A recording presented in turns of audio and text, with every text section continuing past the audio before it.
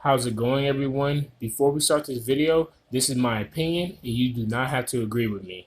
I feel like Dwight Howard is the most disrespected Hall of Famer. Through his time with the Orlando Magic, he was a borderline top 3 player in the NBA and was in the running for the MVP for multiple years. The Dwight Howard most people look at is his time after playing for the Magic. He was a decent player, nowhere close to where he used to be, but he put up solid numbers on some bad teams. In his first and second season, he put up pretty good numbers, but he didn't win the Rookie of the Year award, nor did he make an All-Star team. In his third season, he averaged 17.6 points per game, 12 rebounds per game, and shot 60% from the field. Through the next few years, he was able to lead the Orlando Magic to the NBA Finals, but eventually ended up losing to the Los Angeles Lakers.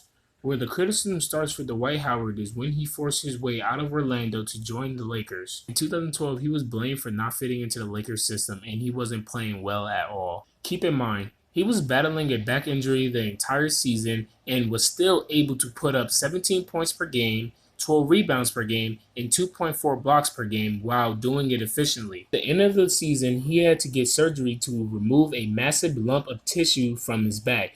Kobe and Dwight didn't get along, so he decided to leave the Lakers to join the Houston Rockets for a 4-year, $88 million contract. Even though his back issues were a huge problem, he had some amazing years in Houston average-wise. Unfortunately, there were some chemistry issues with him and James Harden. Harden wanted him to be more of a pick-and-roll player other than feeding him in the post as the game plan was in Orlando. With all those issues, Dwight ended his time with Houston, but they still made the playoffs. During the first round of the 2014 Western Conference playoffs, you all already know what happened with Damian Lillard's game-winning three. He was finished with Houston and went on to play for the Hawks, Hornets, Wizards, and came back to the Lakers, in the process reviving his career in Los Angeles. With the Hawks and Hornets, he put up double-digit points and rebounds except for the Wizards, where he only played in 33 games while dealing with the back problems he had early on in his career.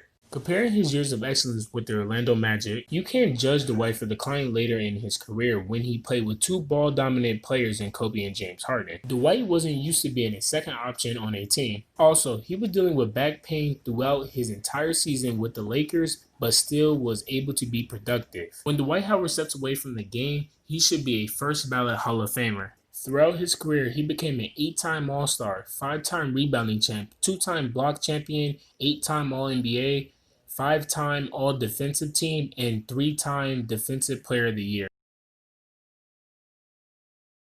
And that's the end of the video, guys. Most people argue that Dwight Howard was never any good, but back in his Orlando days, he was one of the best players in the NBA. After Orlando, he kept up his play on some bad teams he was a part of. So I hope you all enjoyed this video. Make sure to hit that subscribe button and comment, and I'll see you all next time.